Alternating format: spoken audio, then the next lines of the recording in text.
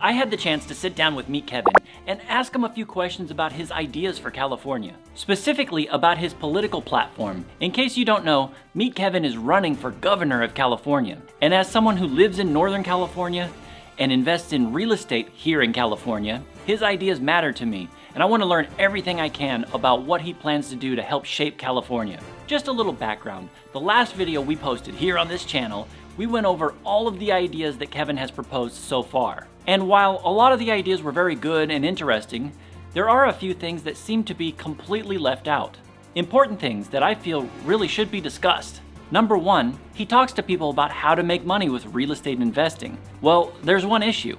California is not very landlord friendly. So it would be really interesting to know what Kevin's plans are to help make California a more landlord friendly state. Number two, incorporating in California seems to be unnecessarily cumbersome. And number three, Kevin has big ideas around future schools, but the hurdles around creating future schools seem almost insurmountable. So I thought it would be interesting to propose to Kevin the idea of integrating our post-secondary private schools to help push his vision of future schools into a reality. So in the last video, I called out these three things. I'll link that video down below and maybe up here. Well, here today, we're gonna confront Kevin directly on these 3 points. Now I gotta warn you, the opportunity to chat with Kevin came up very last minute, and I didn't quite have enough time to really get the best audio and video settings. So they're a little rough, but you know what? We'll take it. At any rate, I met with Kevin, and this is what happened. Let's get into it. Subscribe. We've got an interview. Thank you so much, Jason. Welcome aboard. And yeah, what's on your mind? What are you thinking? Well, first of all, it's great to actually be able to meet Kevin. See what I did there? Thank you for that. I appreciate No, it. but really, it's you're such an inspiration. So I appreciate everything you're doing. Thank you. I don't know anybody that works harder than you do, and it's crazy. It's mind blowing. And I know as governor that you're going to work just as hard for the people of California and the state of California. So absolutely exciting stuff. A little about me. I grew up in California. I live in the Northern California Bay Area. So that's why I go by J Bay. Gotcha. I've been homeless in the Bay Area, living in a tent. Now I own $5 million worth of real estate in the Bay Area. Whoa! So the what whole a gamut. transition. Right. But the point is, the stuff you talk about just really connects. I'm just like, this is important stuff. So, it matters. And I do have a small YouTube channel, J Bay Real Estate Investing. I've had my friend Jack Selby on there. You know Jack. Yeah. Yeah. So I did a recent video on there where I talk about your plan from top to bottom. So we go into it in detail. But there are a couple of things that I haven't heard you talk a lot about. Let's hear it. So I thought maybe I could ask you at least 3 specific questions, Let's do it. campaign related. The first one, as you know, being a landlord in the state of California, California is not very landlord friendly. And, a lot of people think that only affects landlords, but part of the problem is it's higher risk for landlords to do business in California, which creates additional cost that gets passed on to renters. So I think it's part of the equation when you're talking about the high cost of living in California for the rental market. We haven't been able to do evictions. They're trying to change the rules so that mandatory 15-day notices, not including weekends and holidays. It's just getting crazy. So I guess my question is, do you have any plans to make California a more landlord-friendly state? Great first question. Yeah, so here's the thing. A lot of the eviction protections exist now because it's so difficult to find alternative housing. It's so difficult if you get evicted from one place to go find another place. And I think one of the best things that California could do is streamline not only new construction and getting the government out of the way in terms of the building permit process so we can build more units, which has the effect of giving folks more options. But absolutely, I think there are priorities because it's a balance, right? You've got to make sure to protect tenants' rights and contractual rights in evictions. So you still have to go through a court process. But I think our future courts' expectation of raising, for example, small claims limitations to $100,000 and streamlining that process will actually help speed up the legal process so that whoever is at fault is determined to be at fault by a judge sooner, rather than waiting as long as we do now with the legal system. I mean, in some areas, you're at 6 months to 12 months to process an eviction.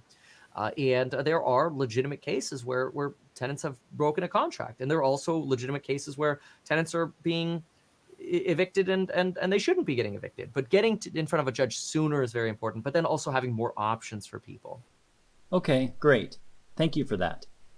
I know we're short on time, so I'm just going to move along to the next question. Yep. Another primary focus of your campaign is making it easier to do business in California. And one thing I haven't heard you talk about is how difficult it is to incorporate in California.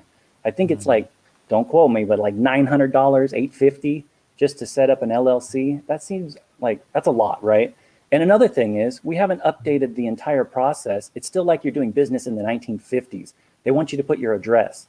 Well, a lot of people have virtual businesses and they don't really want they run their business out of their bedroom. They don't want their home address on public display.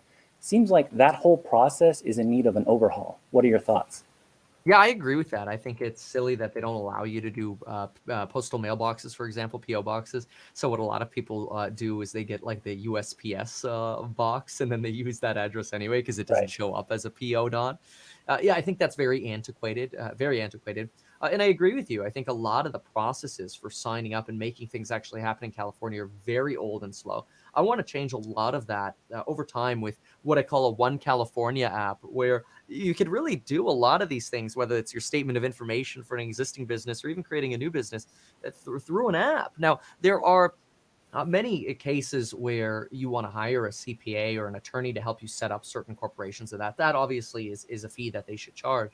But in terms of just filing paperwork with the state, yeah, it's very antiquated. I couldn't agree with you more. And with my part of removing taxation on the first $250,000, that would also apply to LLCs and businesses. So you would definitely see a reduction in taxation on S corporations or the LLC fee until income is over $250,000, which will be a great benefit as well.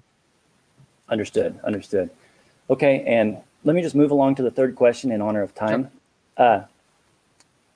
One of the primary things in almost everything relates to the future schools in one way or another. It's kind of like the keystone of the entire platform in a way. But as you know, there's likely to be some big hurdles with enacting something like this. Part of it involves converting community colleges into future schools, but that would require an overhaul from top to bottom. You'd need to find, you need to create new curriculum. You'd need to have teachers, just all sorts of stuff. But in California, we already have a vast network of private post-secondary education schools. And actually, they all roll up and report to a branch of the California government called the BPPE. And in my mind, I think we could leverage the BPPE by providing some public funding to allow private schools to participate. This would allow you to leverage the network of education that already exists in California and integrate it into your plan for future schools. What are your thoughts about that idea? Yeah, great additional question here. Yeah, so that is the Bureau for Private Post-Secondary Education. I think there is going to be a very collaborative opportunity to work with not only businesses in our state, but also nonprofits, unions, existing infrastructure that we have, to not just give businesses and unions or any part of our state the opportunity to work with us on building out our future schools, which you're right, it has to start at the top and then we work down. That's why we're going to do it from the governor's office. But we're also going to have very unique ways that we balance incentives and rewards for working with us. I mean, a benefit, for example, of a business for working with us is eventually having educated students and employees in things that they would otherwise have to generally share the cost for. So there'll be a lot of balancing of incentives, and we're working on white papers to determine exactly monetarily how do we balance incentives with giving people choice. But these are great ideas, and I can't agree with you more that there should be a massive partnership between unions, businesses, and the public sector to make sure we have the best schools possible. So great questions. I appreciate it. And these were phenomenal questions.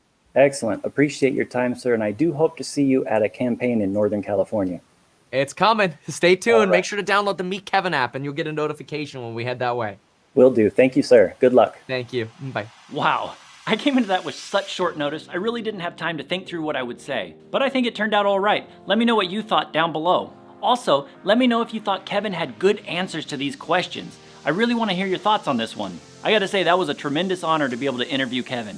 If you want to support Kevin's campaign, I'll put the link down below so you can make a donation. And if you found this video helpful or informative, consider subscribing to the channel, and don't forget to hit that like button. Alright, until next time,